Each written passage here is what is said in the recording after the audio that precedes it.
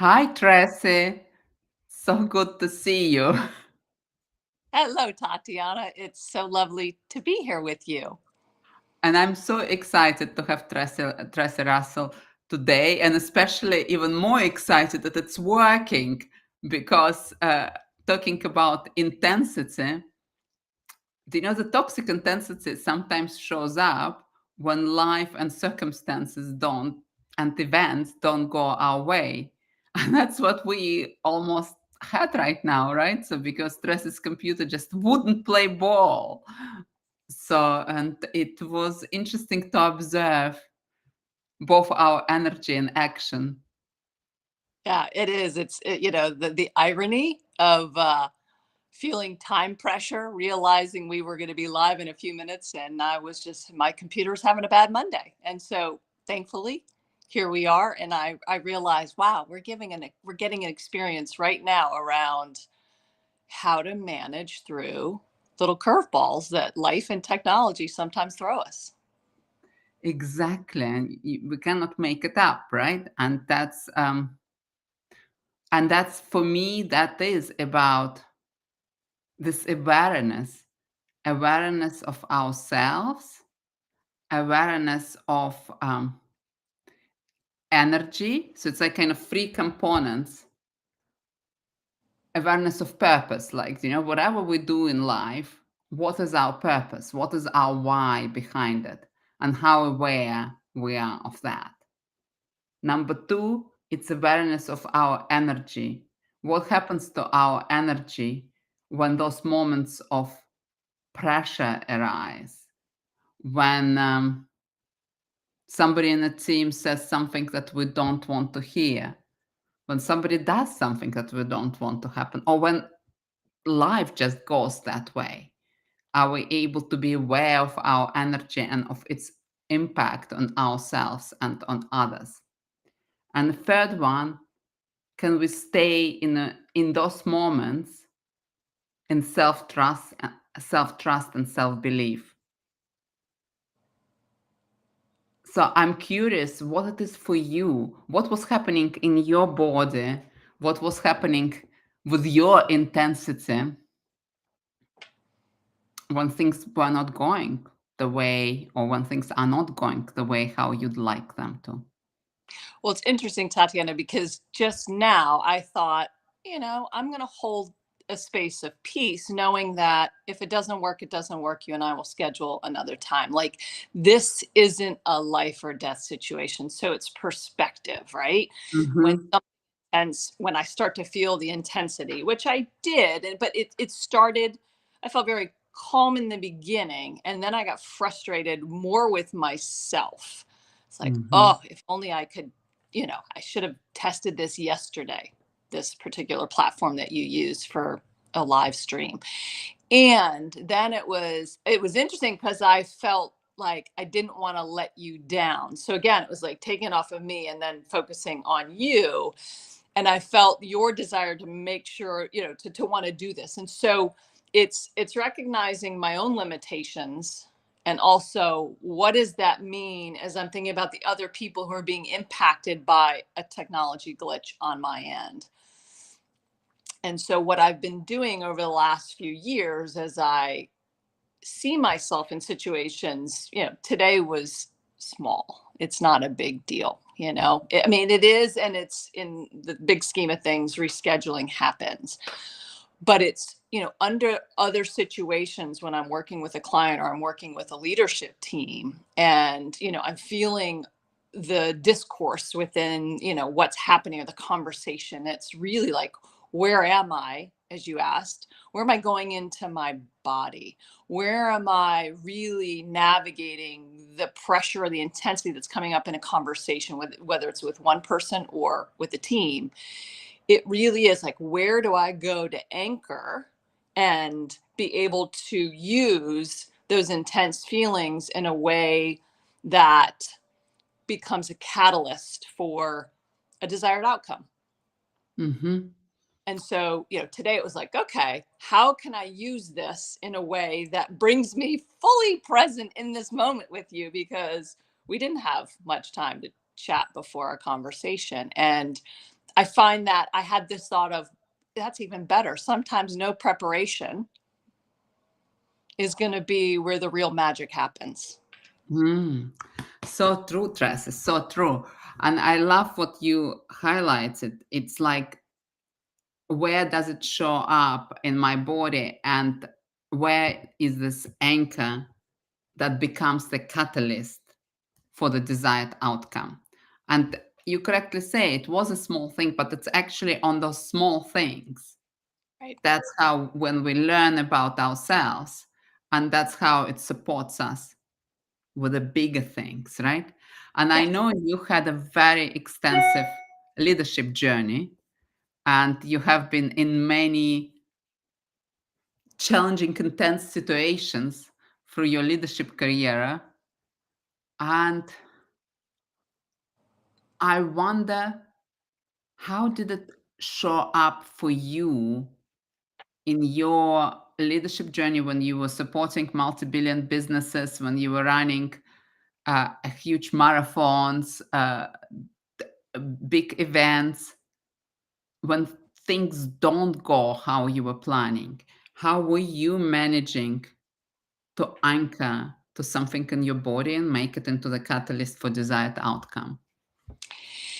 Yeah, I would say, it's multiple stories come up. And I think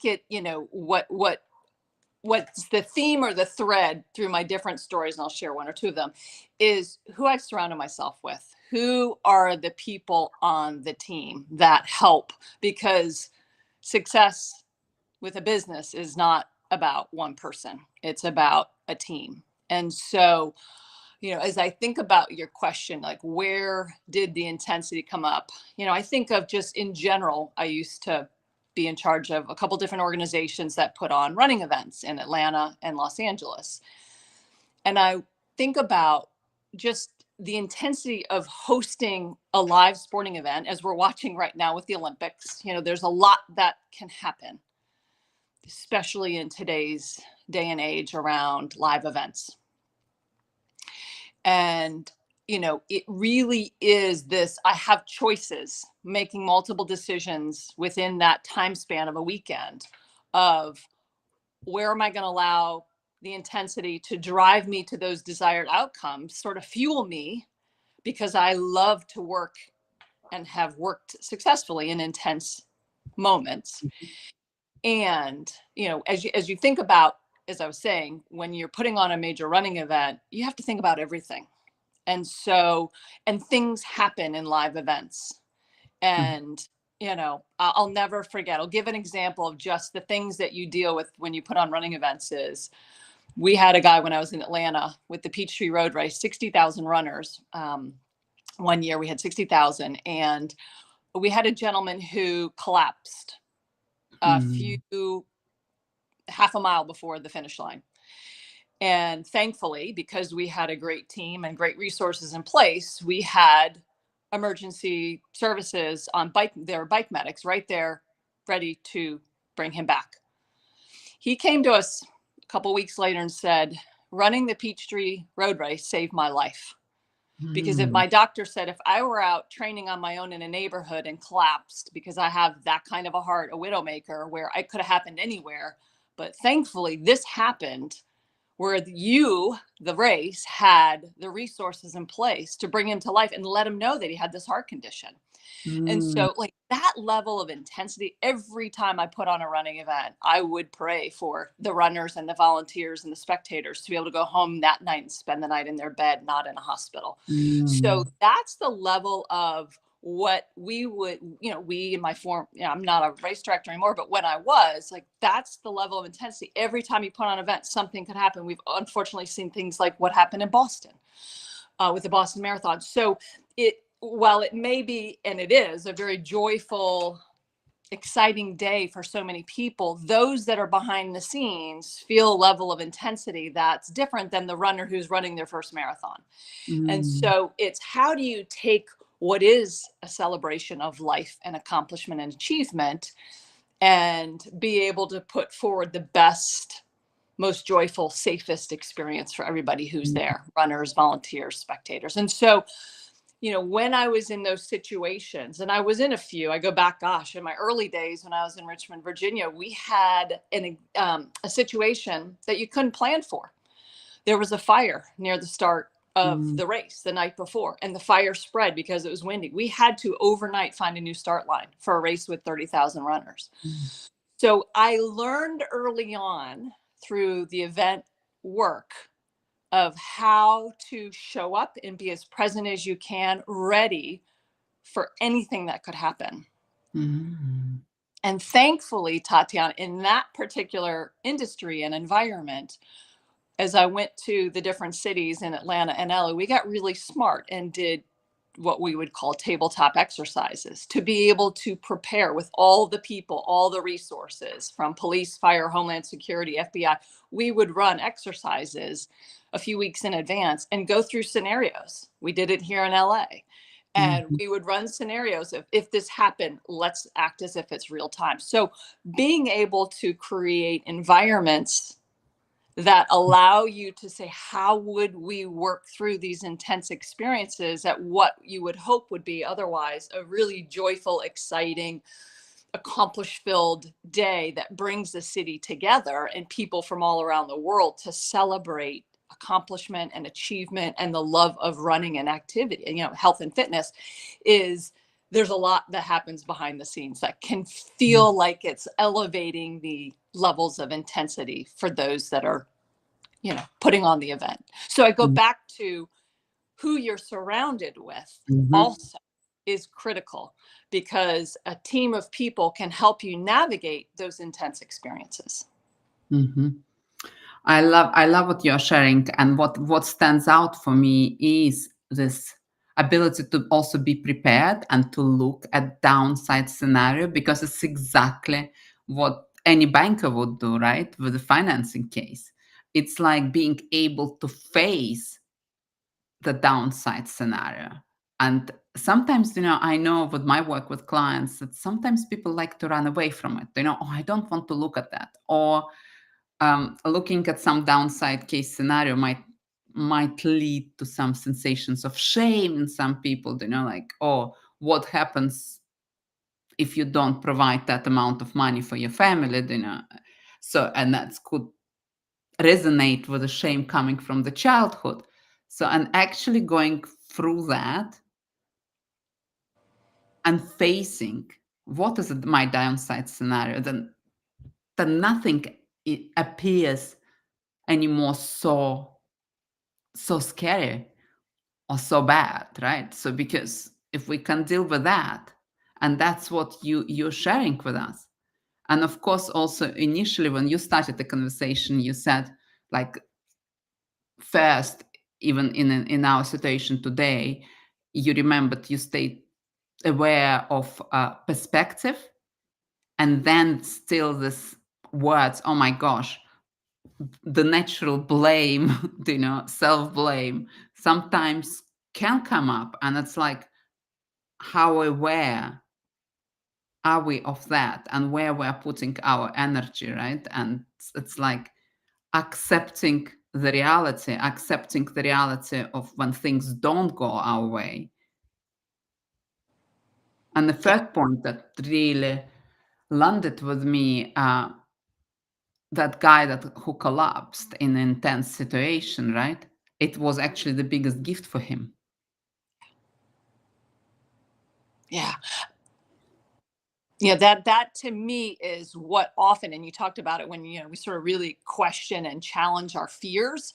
How real or how true are they? As you're talking about it, through the financial lens, it is. It's, when somebody like this gentleman has the gift of a pretty scary, literally life-threatening experience that gives him another chance. It's like, how often do we miss that? That was pretty clear. It was clear. The media cameras captured it. There was a lot of attention around this. And so it became very visible to a lot of people, and people wanted to know what happened to that guy. And we put him, he did some interviews after the fact and shared that message of, this actually saved my life because I had this heart condition I didn't know existed. And I happened to be in a place where there was quick, readily available resources. And so, yeah, I think about other people who have to go through an intense situation to be able to see a gift or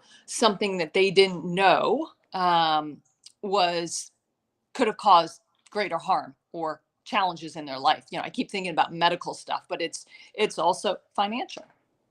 Yeah.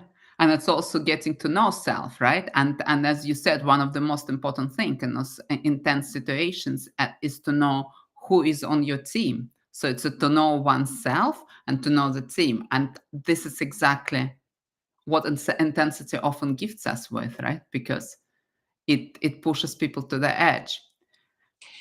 Yeah. And I know you and I have talked before about that toxic intensity. And I was thinking about that this morning is, for me, people who I've worked with, some may say, oh, yes, she was pretty intense. Others may not. It's sort of like your own perspective of the spectrum of intensity. And it's like, okay, when I think about some of those situations where I was with a team and we are going through an intense experience, it's okay, how do we use it, as I said before, as a catalyst, the Mm-hmm. level of intensity to get us the desired outcomes? And even take that out of an event situation and think about it in a boardroom. It's okay, are we all aligned? And usually, I was focused on bringing team members that were aligned around the same vision, the same purpose. And therefore, when things would get hard or heated, when the right people are sitting around the table, you can really accomplish so many great things when it's intense. And you can use that intensity as a way, to really fuel your desired outcomes versus like run away from. I certainly have seen people who, when things get too intense, they shut down. And so, Mm-hmm. to your point, if you have somebody on the team who shuts down when it gets really intense, it's like, how do you support them, walk with them, and say there's actually value in the level of intensity? And I was reading recently and reminded around like the healthy tension that Mm-hmm. Mm-hmm. within a high performing executive team. And I really believe that there is healthy tension that can come from intensity. One person being really intense in a moment. It's like, how do you, again, use that to get to the desired outcomes, to achieve the goals that you as a team have established? So I really think of intensity as a way that can be, fuel to the fire that gets you where you want to go.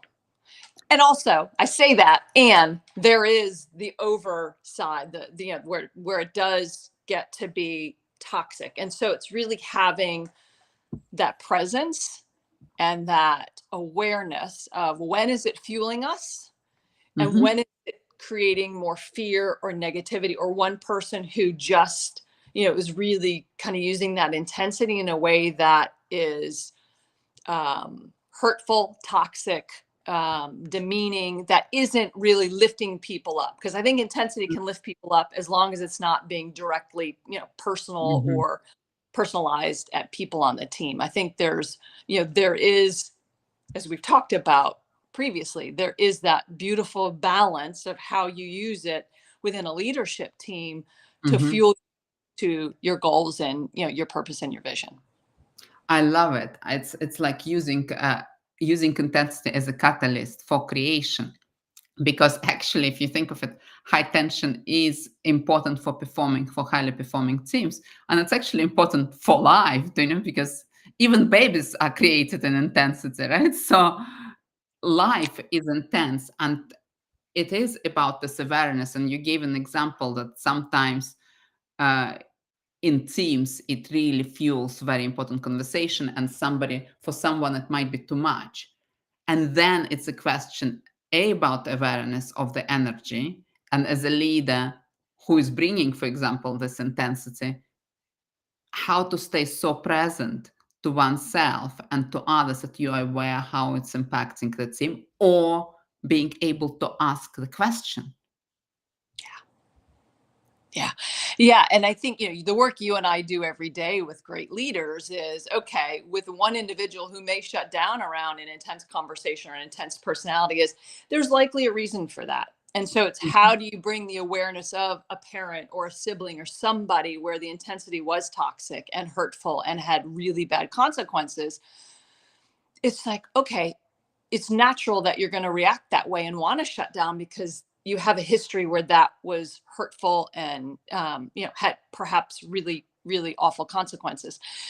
But those people can still show up, and working with a thought partner, a trusted advisor, a coach is a space where somebody who knows that they want to be part of high performing teams, but that's like, because of some history, they can work through that, especially if they have a team around them that knows, this is why I shut down and I want to still stay fully present. So please be with me as I go through this journey with healthy other leaders around the table who are willing to support, who may respond negatively or really kind of freeze in those intense moments. Exactly right. And actually having this outside facilitator as a coach or consultant in a team when those intense moments happen can provide a really amazing perspective. And sometimes, it's exactly in those conversations that in a moment might look like the conflict or a conflict, something really important gets unraveled that really accelerates the team and the business. And I know, actually, even in some of my relationship with my clients, because I'm quite an intense person, and what happens is when the conversations go very deep, it could cause some old feelings coming up, right? And if it creates certain type of conflict, if we are able to have a conversation about it with presence, it actually elevates the relationship to the next level. So as long as it comes with a level of self-trust and awareness and actually trusting another. So I'm wondering, how does this show up for you? How do you know the switch between, because it's on a spectrum, right? So for me, my intensity is on a spectrum. So it's like, if fear is rising and I'm not aware, then I could switch to this toxic intensity of pushing too much, of being a little bit more in tunnel vision, of might be repeating my questions in a different way rather than creating a little bit more space. And for me, it's this awareness of sensations in my stomach and contractions in my chest that indicate sometimes this fear. So I wonder, how does it show up for you? How do you know when the switch happens for you? Yeah, I think it's a few things for me, Tatiana, in terms of, sometimes I can see myself because I've done a lot of work. I think, as you said before, a lot of this is driven around our own self-awareness. How much do we know about ourselves? And because that's where I believe any of this starts, is the more we can discover within ourselves, the better leaders and empathetic leaders that we will be with others who have challenges. And so as I think about that, for me, the intensity is usually not driven by other people. It's driven by my expectation of myself. Mhm. So I have very high expectations. I was an athlete myself. Have had a tremendous, incredible career and seen great results. And so that, a lot of that's been driven around my own intensity that I put on this person, nobody else. And so it really has been this recalibration over the last few years to say, what used to serve me very powerfully as a leader in some pretty awesome businesses got me to that point. And what I'm creating in this season of my career is really recognizing that I want to adjust where that shows up on my spectrum of intensity. And so it showed up 5 minutes before our call, as I started to feel my body get frustrated, but it was what I was saying to myself. It had nothing to do with you. It was more frustration with myself and my computer. Yeah, yeah. So it really is for me. And I just had to say, if this doesn't work, it doesn't work. And so I, I don't, I didn't necessarily have that thought when I was running businesses or doing some of the things I did in corporate America. And I have a different place to come from, the grounding of how important is this really, that I'm creating something, whether it's a call like you and I are having today, or something else that feels really intense. When I start to, as you said, like feel it in my body, it's a tightness in my chest. It's like, okay, I'm contracting, which means I'm shutting out a lot of what could be available energy or resources to me. So when I get in this contracted space, I've shut myself down. I may still think I'm going and producing and doing the things, but I am not open physically, spiritually, mentally to receive resources, answers, solutions that may be 2 feet in front of me, but I can't see it because I'm so contracted. So for me, it starts physically in my chest. I feel the weight. I feel this contraction. And so it is the self-awareness of, okay, here it is. What I like to know what might be driving that contraction so that next time it comes up, I can be aware, oh, this drives that tightening in my chest, so that I can talk myself through it, right? Our thoughts really drive and support and sort of inform how my body responds. So if I can reprogram, recalibrate the thoughts, that really can set me up for the next time something like, a phone call and technology doesn't support me in the moment. So Yeah, I love that. And it's, as you said, being so aware of oneself that one recognizes the signals the body gives us so that we stay in receptivity rather than going into a tunnel vision of the reaction, and this and and paying attention to our thoughts to move energy from blame, where is it self or others, into acceptance and then creation towards the purpose. And that's a lifetime journey, and it's amazing to have support on that journey. That's what I love to have, and that's what I love to provide to clients, and I know you do as well. So, and this half an hour has run so fast. So, Tracy, where can listeners find you? best place is on LinkedIn. Tracey Russell, living in Los Angeles. So yeah, it's a good place to connect. Fabulous. Thank you so much for our listeners to be here with us. And what I'm taking from this conversation is perspective, using intensity as catalyst for desired outcome, being aware of who is in your team, whom do you trust, and staying aware of our own reactions and our own energy. What are you taking away, Tracy, in a couple words?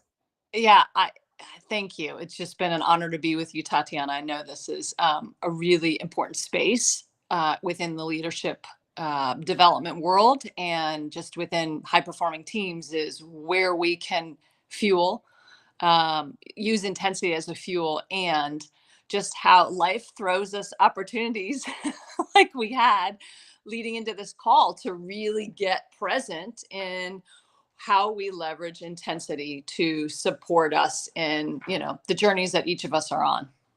Yeah, fabulous. So, one piece of advice you'd like to leave our listeners with?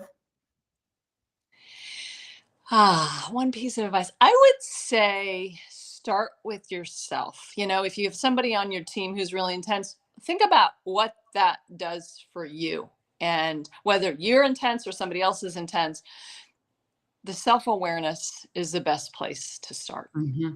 Yes. Really, you and I have talked about what happens within ourselves, within our physical being, when we're in an intense situation, because that's our body tells us so much that sometimes we listen to, sometimes we ignore. So really start to peel back and go deeper around your own self-awareness when it comes to intense people or intense situations. Fabulous. Thank you so much, Tracey. Thank you, Tatiana.